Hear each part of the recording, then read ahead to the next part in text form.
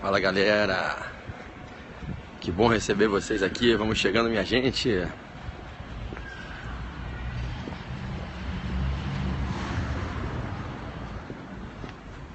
Vamos chegando pessoal, bom dia a todos.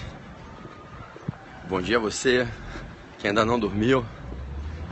Bom dia a você que está de virote. Bom dia a você que ficou comigo na madrugada.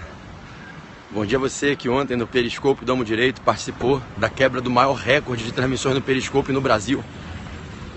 Você que ontem esteve comigo aí com 18 mil pessoas conectadas na revisão de constitucional ontem no Periscope Amo Direito, o recorde do Periscope no Brasil. Dobramos o recorde, né? Bom dia a você que ficou comigo na mega revisão de tributário até quase 6 horas da manhã. Bom dia a você que vai ser aprovado. É um prazer recebê-los aqui no meu canal do Periscope. Eu estou caminhando, você já conhece meu percurso, vou passar na praia agora ali para pegar o catamarã para o Rio de Janeiro. Tenho agora o evento no Portal aqui no Rio, nosso último round 2, daqui a pouco embarco para Brasília. Hoje uma caravana do Portal subindo para Brasília, amanhã vai outra. A caravana que vai hoje volta amanhã para a revisão do Rio. E o grupo de professores que abre a revisão no Rio hoje embarca para Brasília amanhã. Portal F3 arrebentando, hein, gente? Revisão gratuita amanhã online, ao vivo pro Brasil inteiro. Bom, eu quero puxar com vocês uma série de dicas aqui agora. Espero que vocês tenham gostado do Gabaritando Constitucional ontem. E eu vou continuar hoje, eu prometi que eu ia voltar com dicas de poder executivo, poder judiciário, e que ao longo do dia eu faria outras dicas, não foi? Isso aí. Então o que é que eu vou pedir a vocês? Eu vou entrar aqui numa zona que o sinal fica instável, fica ruim. Vou entrar aqui na beira da praia, o sinal não fica muito bacana. Eu tô pelo 3G. Vou pedir a galera, a partir de agora, que todo mundo, se puder, pare as mensagens. Eu não estou conseguindo ler porque o sol está batendo, eu não consigo enxergar. Se eu não cumprimentei algum professor que estiver presente, peço até perdão. Eu estou aqui sem óculos, o sol está batendo na tela, então está tudo claro para mim, não estou nem vendo o retorno. Eu vou pedir a você que convide seus seguidores, você vai lá no cantinho da tela, né, lá no cantinho, clica no coraçãozinho, convida os seguidores, param as mensagens e botem muitos corações. Então, meu pedido a vocês, para eu começar aqui um bombardeio de dicas até o horário de pegar o barco para o Rio de Janeiro. Meu pedido, 0 mensagens, convidando os seguidores. Estou vendo aqui só as listas coloridas na tela, né? A galera está convidando.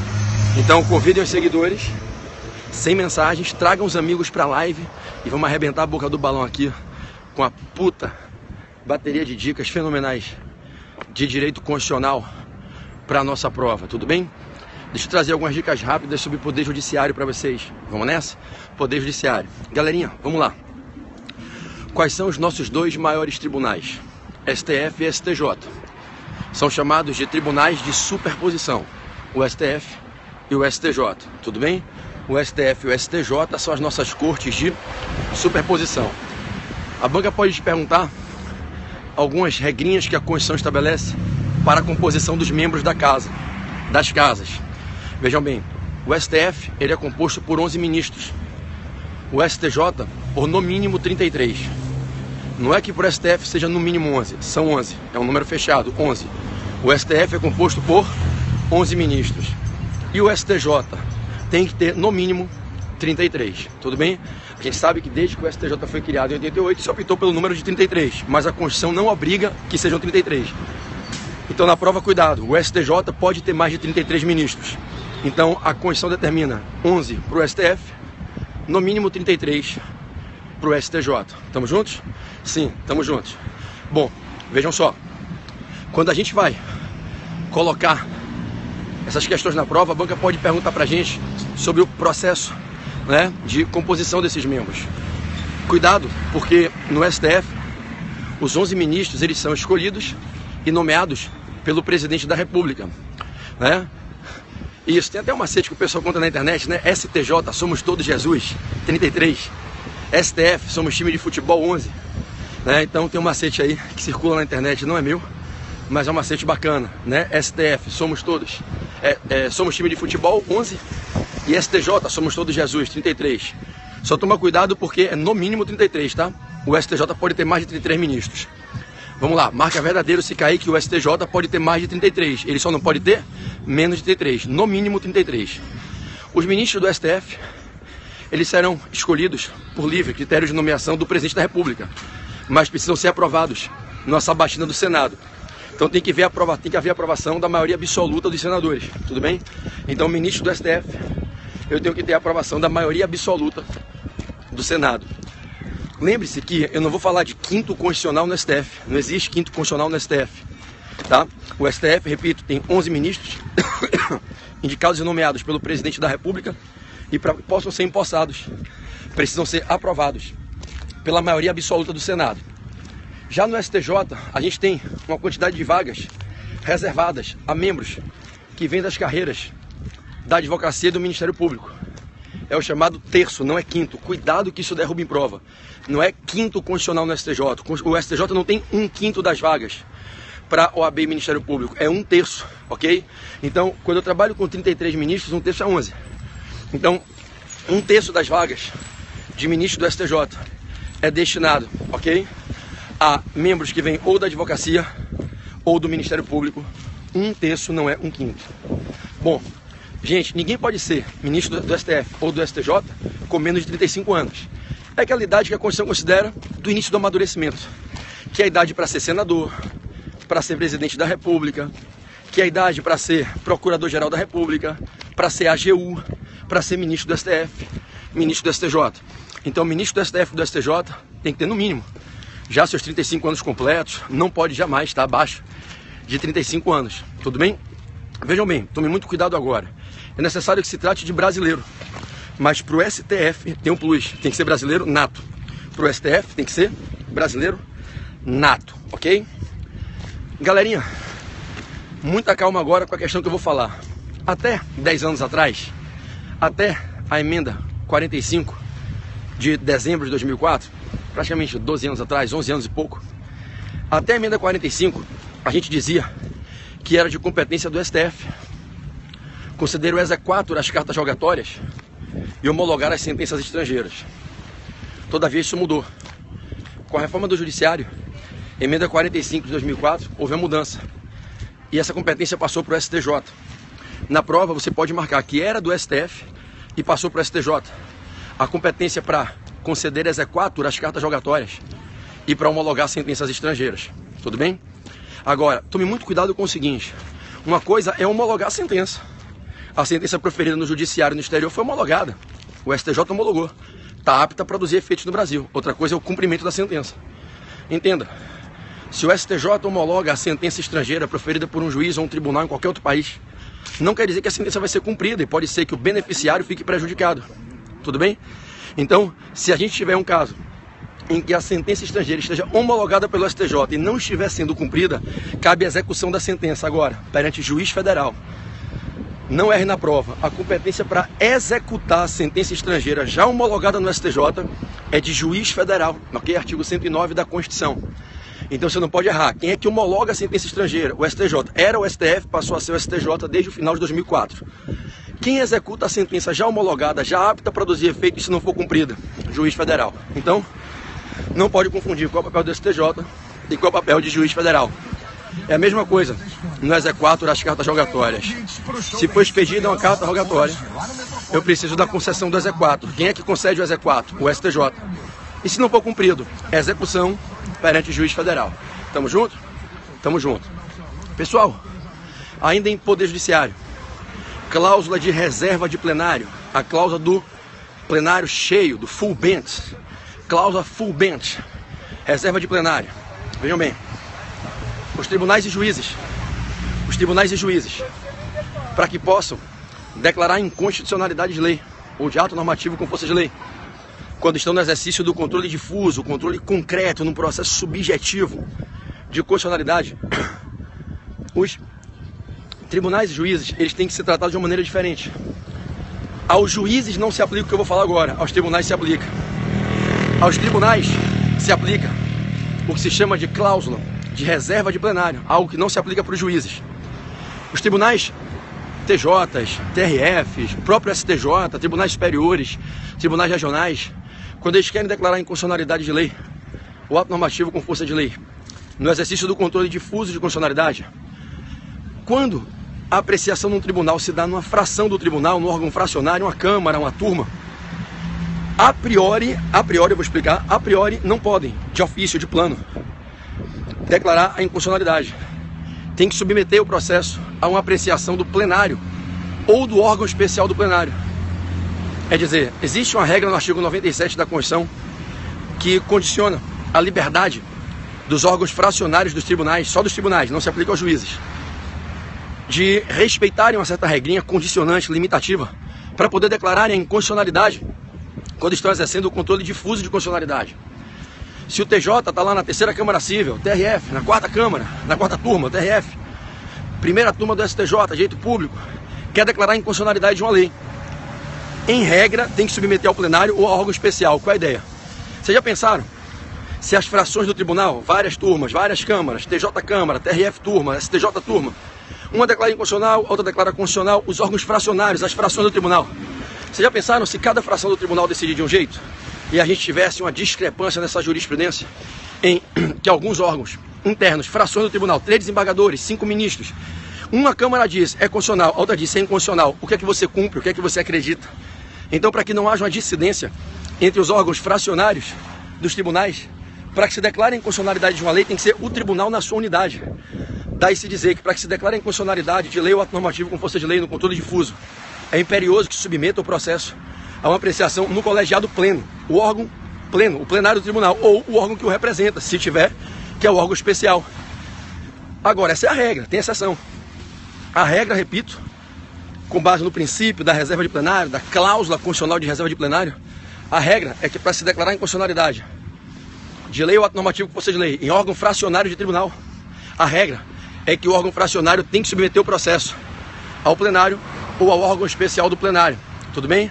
Agora, quais são as exceções? Fique esperto. Imagine que eu sou lá um desembargador relator na terceira Câmara Civil do Rio de Janeiro, TJ Rio de Janeiro, e eu pego uma apelação em que o apelante está alegando a inconstitucionalidade da lei e por isso pede a reforma da sentença. A priori eu teria que submeter ao plenário, mas eu percebo que é exatamente a mesma questão que foi submetida ao plenário na semana retrasada, e que o plenário julgou na sessão plenária da semana passada. Eu li o boletim, estava lá, falei, não precisa, de fato. Se for exatamente o mesmo precedente,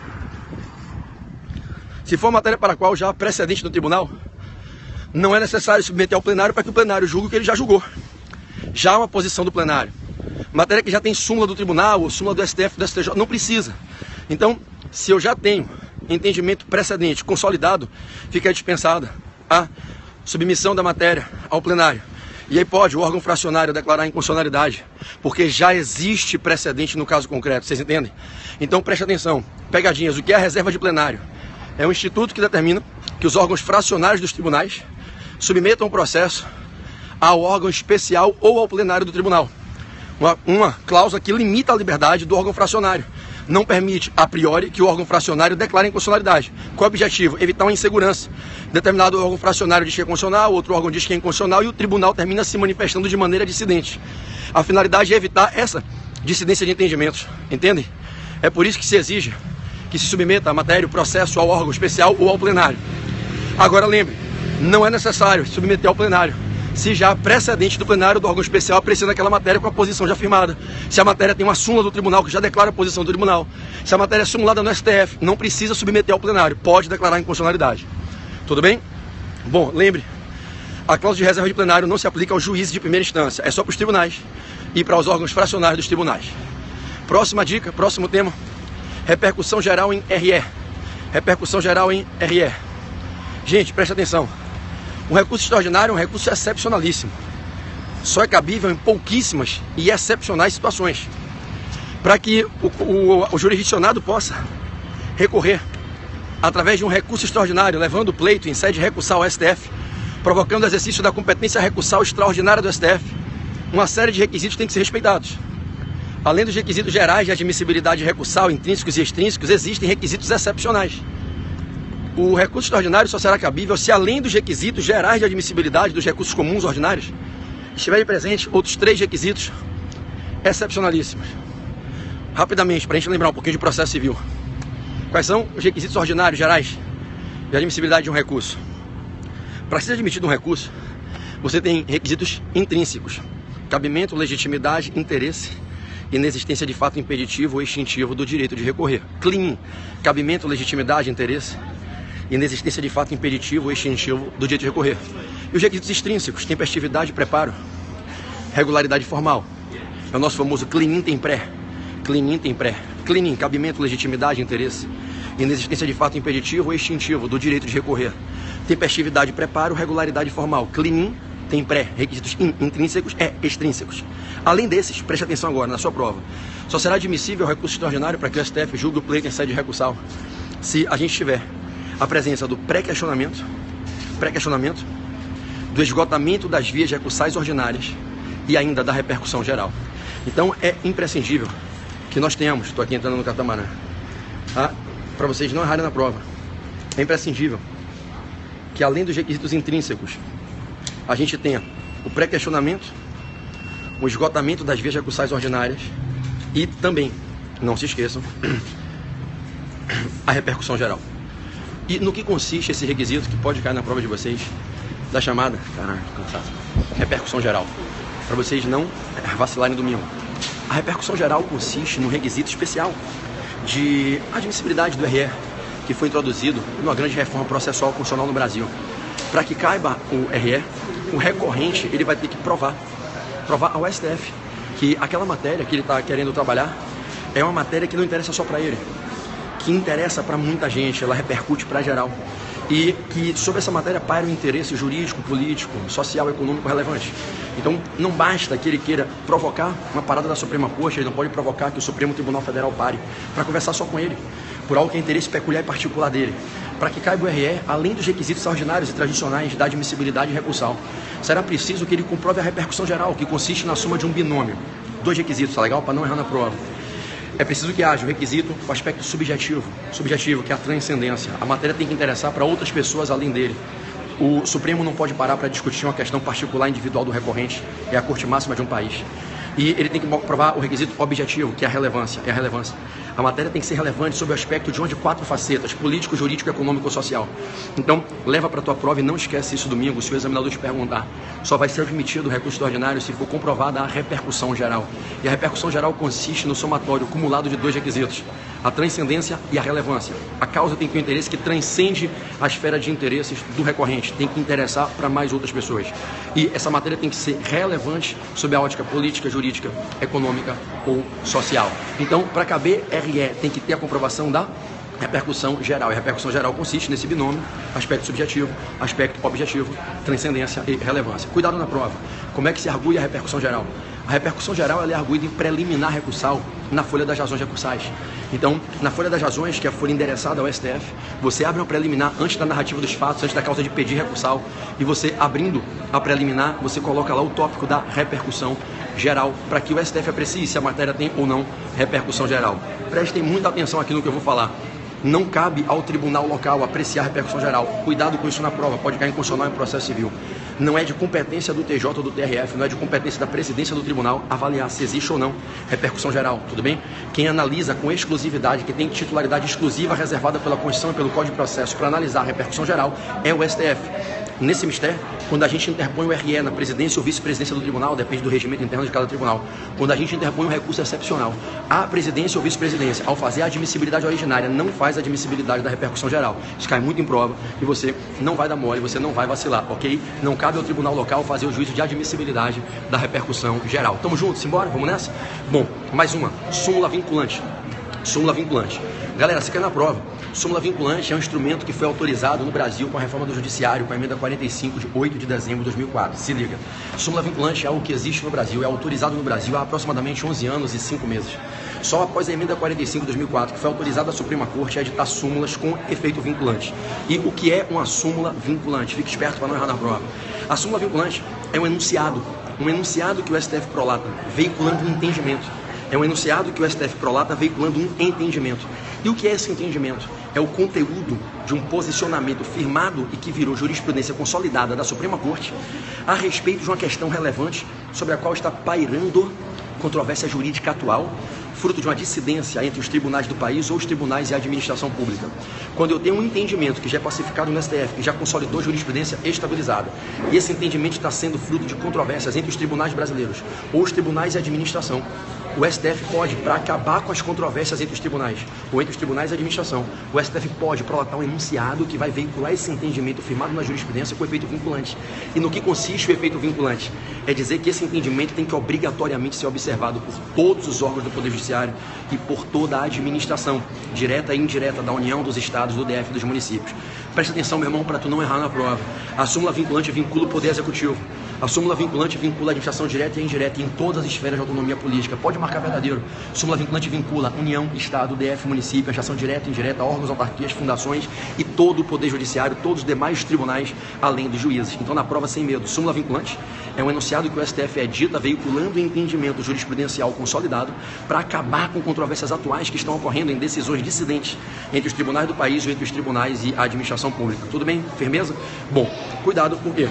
Se houver desrespeito ao entendimento de súmula vinculante, cabe o uso de uma ferramenta constitucional adequada para provocar no STF uma análise do feito. Essa ferramenta, você vai marcar na prova, a letrinha que ele disser, é a reclamação constitucional. Diante do desrespeito ao entendimento de súmula vinculante, é cabível o uso de uma ação. Há uma controvérsia quanto à natureza jurídica, alguns colegas entendem que não é ação, prevalece o entendimento que é ação. É cabível uma ação chamada reclamação constitucional.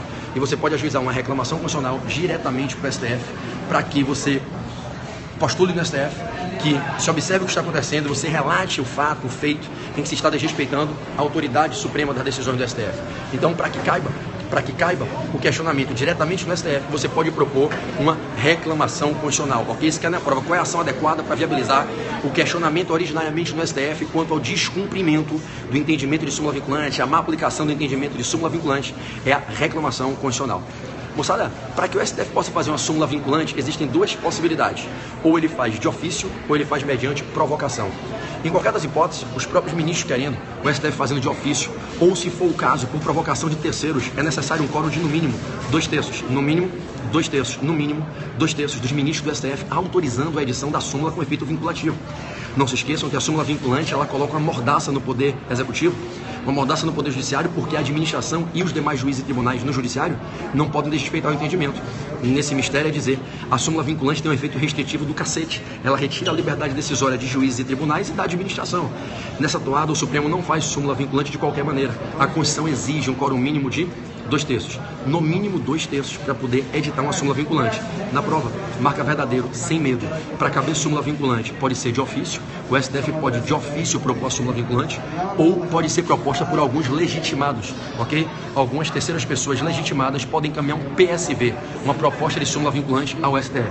Então, algumas pessoas legitimadas, que a Constituição autoriza, que a lei autoriza, podem propor ao STF que façam a súmula vinculante. Quem são esses legitimados? Cuidado agora com a pegadinha ninja que eu vou colocar para vocês, tá legal? Todos aqueles que são legitimados a ajuizar a DIN, ADC e ADPF, todos aqueles que são legitimados a ajuizar a DIN, ADC e ADPF, podem apresentar PSV. Então, qualquer autoridade que pode ajuizar a DIN, ADC e ADPF pode encaminhar a proposta de súmula vinculante para o STF. Se 2/3 dos ministros comprando barulho e quiserem aprovar, aprova-se a súmula vinculante e vincula o Executivo, vincula o Judiciário. Você se lembra quem são? Quem são eles? Quem são as pessoas que são legitimadas a propor a DIN, ADC e ADPF? Quem são essas pessoas? Essas pessoas são, vamos lá, os 3 chefes nas 3 mesas com PACOM. Os 3 chefes nas 3 mesas com PACOM. Quem são esses 3 chefes? Vocês se lembram? Chefe do Ministério Público da União, PGR. Chefe do Poder Executivo da União, Presidente da República. Chefe do Poder Executivo dos Estados e DF, governadores. Tu escreve PGR, Procurador-Geral da República. Tapo G, Presidente da República. Tapo PUR, governadores. PGR, aparecem os 3 chefes, ok? Quem pode propor a DIN, ADC, ADPF, que também pode propor proposta de súmula vinculante? Os 3 chefes, PGR, chefe do Ministério Público da União, Presidente da República, chefe do Poder Executivo, e governadores, chefes dos Estados e Distrito Federal. Nas 3 mesas, se liga, mesa diretora da Câmara dos Deputados Federais, mesa diretora do Senado, mesa diretora das Assembleias Legislativas ou da Câmara Legislativa Distrital. As 3 mesas diretoras dentro do Legislativo Federal, Estadual e do DF, mesa diretora da Câmara dos Deputados, mesa diretora do Senado, mesa diretora da Câmara Legislativa do Distrito Federal ou das Assembleias Legislativas Estaduais. Essas mesas diretoras podem propor a DIN, ADC e ADPF E essas mesas diretoras podem encaminhar proposta de súmula vinculante. Cuidado com a pegadinha de sempre nas provas, você não vai errar nessa porra domingo, hein? Não cabe a mesa do Congresso. Mesa do Congresso, não. A mesa do Congresso é a mesa híbrida, formada por 4 senadores e 3 deputados. Essa não pode. Mesa da Câmara são 7 deputados. Mesa do Senado são 7 senadores. Não é a mesa do Congresso. Como não cabe a mesa da Câmara de Vereadores Municipal, da Assembleia Legislativa Municipal, desculpa, Câmara de Vereadores Municipal. Não cabe a mesa diretora da Câmara de Vereadores propor a DIN, ADC, ADPF, encaminhar proposta de súmula vinculante. Município não, certo? Câmara de Vereadores não. Então, quem pode propor a DIN, ADC, ADPF? Quem pode propor a DIN, ADC, ADPF e encaminhar proposta de súmula vinculante? Os 3 chefes nas 3 mesas. Os 3 chefes nas 3 mesas. Quem são os 3 chefes? Quem são os 3 chefes? Presidente da República, Procurador-Geral da República, governadores. As 3 mesas. Mesa da Câmara, dos Deputados, mesa do Senado da República e mesa das Assembleias Legislativas ou Câmara Legislativa do Distrito Federal, ok? Os 3 chefes nas 3 mesas, Compacum, Confederação Sindical ou entidade de classe com âmbito nacional, partidos políticos com representação no Congresso Nacional e também com Conselho Federal da OAB.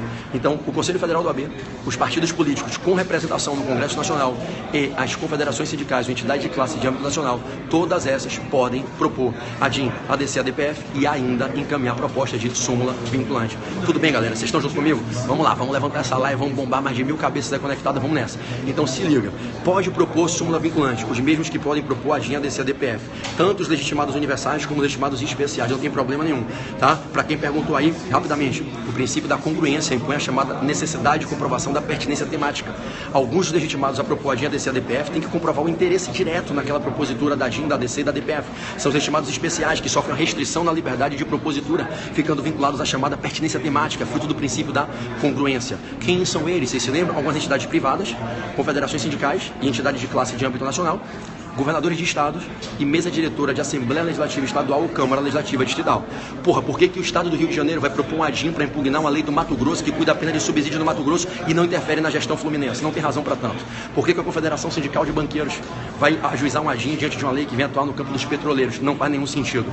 Então, alguns legitimados à propositura de ADIN, ADC e ADPF são chamados legitimados especiais. Eles têm que provar que o tema pertine aos seus interesses institucionais. Tem que provar pertinência temática. É fruto do princípio da congruência. Quem são eles? Governadores de estados, mesas diretoras de Assembleia Legislativa Estadual ou Câmara Legislativa do Distrito Federal, confederação sindical ou entidade de classe de âmbito nacional. Vocês estão junto comigo? Simbora, vamos nessa. Todos esses podem apresentar proposta de súmula vinculante. Agora, se liga, pega o teu caderno, pega a tua caneta, vamos lá, sai da preguiça, pega a caneta, pega o caderno, bora porra, pega a caneta e o caderno, se liga. Galera, olha só. Tem uma rapaziada que se aparecer na prova, você não vai ver na Constituição. E eles podem apresentar PSV, podem apresentar proposta de súmula vinculante. É isso que derruba candidato bom, né? Candidato fraco. Candidato fraco, o examinador nem se preocupa. Galera Black Belt, galera faixa preta, candidato treinado, candidato pitbull. Cai aonde? Qual é a pegadinha que derruba a galera tropa de elite? Tem gente que pode encaminhar PSV que não está no artigo 103 da Constituição. Tem gente que não é legitimado a DIN, ADC, ADPF e pode encaminhar proposta de súmula vinculante. De quem eu falo? Se liga agora, hein? Defensor Público Geral da União, DPGU, o Defensor Público Geral da União, todos os tribunais abaixo do STF. Então, o STF pode, de ofício, então todos os demais tribunais, os tribunais superiores, TJs e TRFs, podem encaminhar proposta de súmula vinculante. Então, vou acabar já, que o barco está chegando aqui e vai cair o sinal no meio da Bahia. Se liga, fique esperto. Todos os tribunais, TJs, TRFs, tribunais regionais, tribunais superiores, e, incidentalmente, no curso de processo em que é parte como autor réu o município na questão pertinente à lide. Então, o município tem a legitimidade incidental, quando ele está atuando como autor réu nos processos, em que o tema que está sendo ali trabalhado em voga na lide é um tema que pertine a uma possibilidade de adição de súmula vinculante, está tendo controvérsia atual, jurídica, e tem jurisprudência formada no Supremo. Então, quem pode propor proposta de súmula vinculante ao STF sem ser um legitimado a propositura de ADIN, ADC, ADPF? Defensor Público Geral da União, todos e quaisquer tribunais e ainda os municípios, incidentalmente, nos processos em que são parte, ora como autores, ora como réus, no que diz respeito à matéria que está sendo ventilada na lide. Tudo bem até então? Se liga, vem junto comigo nessa aqui que a gente já vai terminar. Olha só, sem medo, se cair na prova essa porra, tu marca, cabe a propositura de súmula vinculante. Pra gente fechar, deixa a súmula vinculante de lado, vamos falar um pouquinho sobre o CNJ, Conselho Nacional de Justiça. CNJ, Conselho Nacional de Justiça.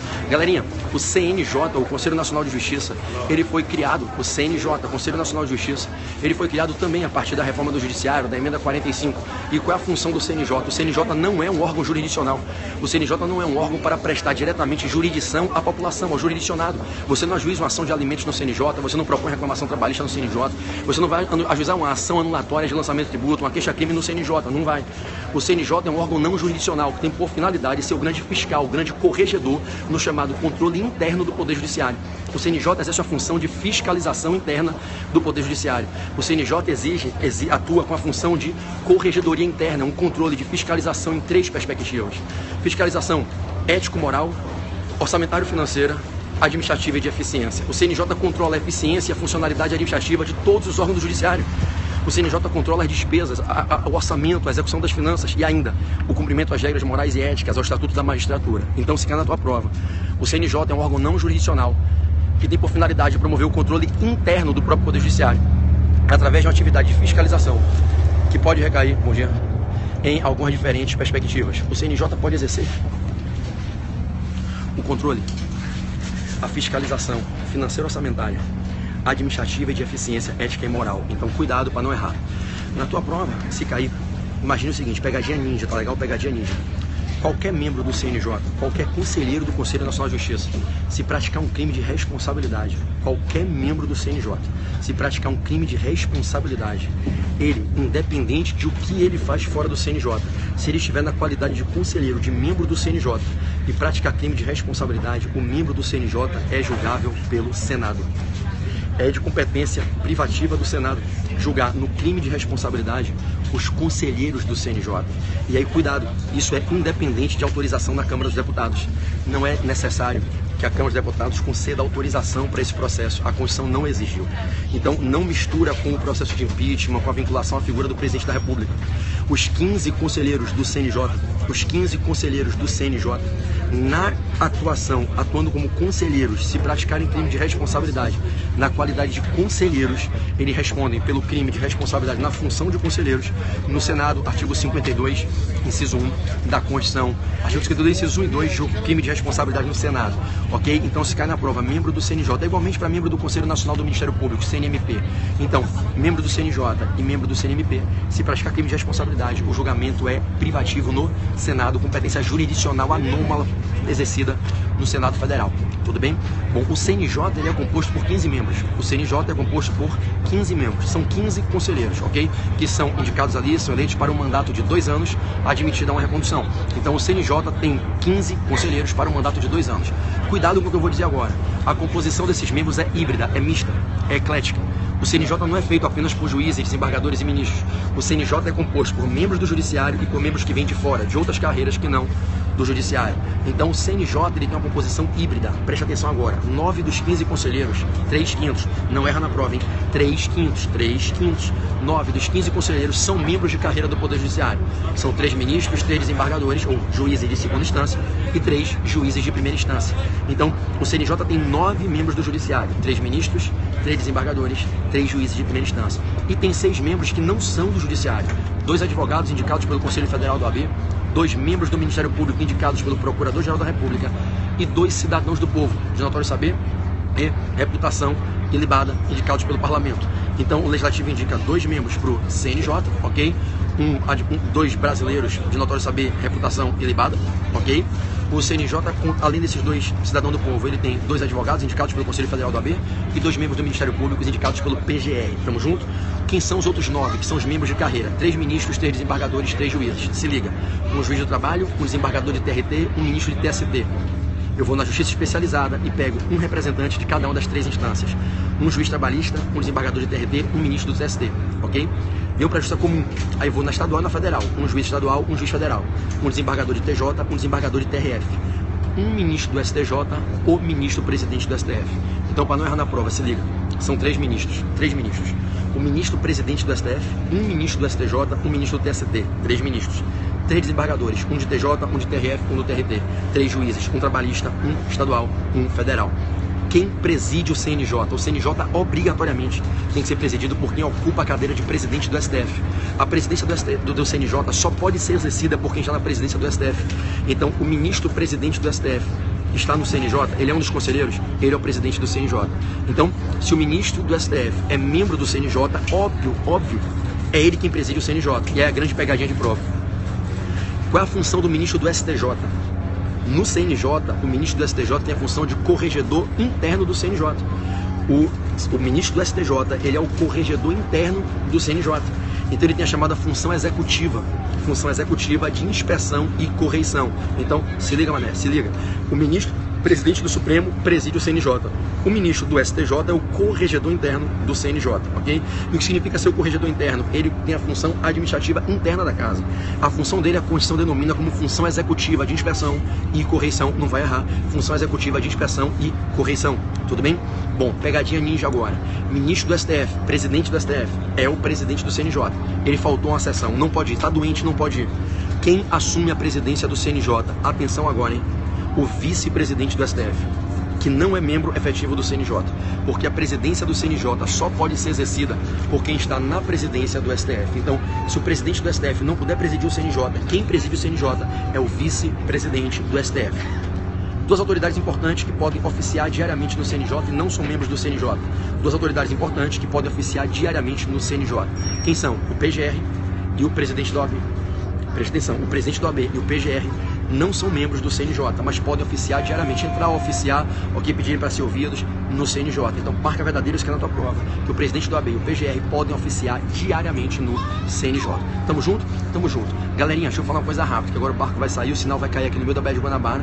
Daqui a pouco eu tô no Rio, 13 horas até 14. Eu tô na sala de aula com vocês aqui no Rio, revisão aqui no Rio, depois outros professores vão tocar e eu embarco para Brasília, 18 horas eu tô aí em Taguatinga, na Faculdade de Projeção, puxando uma puta revisão com vocês aí. Pessoal do Distrito Federal, já soube que tá lotada a revisão. Pessoal de Guará, Taguatinga, Gama, Ceilândia, Brasília, Plano Piloto. Quero ver vocês em peso hoje lá na unidade de projeção de Taguatinga, no auditório nobre, aquele auditório enorme. Todas as vezes que eu fui aí, nunca teve menos de 500 pessoas. Vai estar bombado, porrado de gente.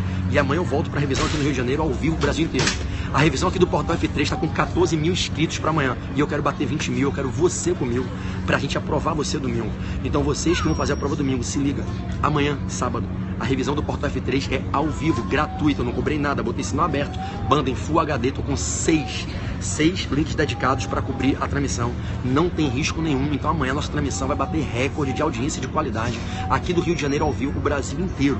Então se você não se inscreveu, se inscreve na transmissão do Portal F3. O Portal F3 chegou a 20 mil alunos em 8 meses, é o curso que mais cresceu no Brasil nos últimos 8 meses, já são 20 mil alunos e eu espero contar com a sua participação, com o seu carinho, com a gente na revisão de amanhã. Uma equipe ninja de professores, doutrinadores, ex-examinadores, uma equipe fantástica que a gente montou, trazendo gente do país inteiro para o Rio de Janeiro, e a gente vai transmitir ao vivo e gratuito amanhã, das 8 da manhã até as 18, a revisão do Portal F3 pelo site www.portalf3.com.br. Bom, eu queria agradecer a vocês por essa madrugada. A gente bateu o recorde do Periscope no Brasil, 18.2K ao vivo, 18.200 pessoas ao vivo. Eu postei a foto aí no Instagram, tá bombada. Muito obrigado pela audiência, vocês que ficaram comigo até 5h40 da manhã. Vocês foram dormir? Tá com soninho? Que porra de dormir o cacete, rapaz. Tem que ser aprovado, ficar rico primeiro, depois tu dorme, porra. Disposição e atitude, tem que ser frenético, meu irmão. Quer colher, planta, paga o preço, aceita renunciar, caminhar com a dor, aceita que tu chega lá. Ficamos até 5h40 da manhã, tô de virote, irmão, base de Red Bull e café, só vou dormir lá pra depois de meia-noite lá em Brasília. Mandei meu sono pro Sedex, tá lá em Brasília me esperando quando acabar a revisão em Taguatinga, aí sim, o sono merecido depois de 48 horas sem dormir. Então pra você que ficou comigo nessa madrugada, obrigado pelo carinho. Foram 18.200 pessoas, a gente teve audiência nos 26 estados, no DF e em 11 países diferentes. Peguei o relatório pelo Twitter Analytics do Periscope agora de manhã, a gente bateu o recorde do Periscope no Brasil. Foi a transmissão que teve mais audiência conectada com telefones celulares diferentes ao mesmo tempo e com a maior duração. Muito obrigado a você que deu o voto de confiança, deu a sua credibilidade pra gente caminhar junto nessa madrugada. Domingo, o bom Pai, o bom Deus vai te abençoar. E o teu dia, domingo, é um dia de vitória. Seu sonho tem que ser maior que o seu sono. Chegue domingo cansado e acorde segunda aprovado. Já deu certo? Já deu certo. Tem um Deus maravilhoso lá em cima, que é testemunho do teu sacrifício, da tua renúncia. E se lembra, resultados extraordinários só se geram com atitudes extraordinárias. Se tu quer chegar a algum lugar muito alto, muito grande, faça o que a maioria não faz, só o que a minoria se dispõe a fazer. Sai da zona de conforto, paga o preço, sua, sangra que tu chega lá. Valeu? Beijo, alô galera do Portal, tô partindo, tô chegando já, tô no Portal F3 aí em frente à Cinelândia, vamos bombar, explodir, pipocar essa revisão agora e daqui a pouquinho eu tô em BSB. Povo lindo, beijão, mais tarde eu puxo outro, vou puxar do avião, hein? Vou puxar um periscope do avião hoje, hein? Vou puxar o periscope do avião, moçada, vai ser mitando, valeu? Beijo, fiquem com Jesus, até daqui a pouco.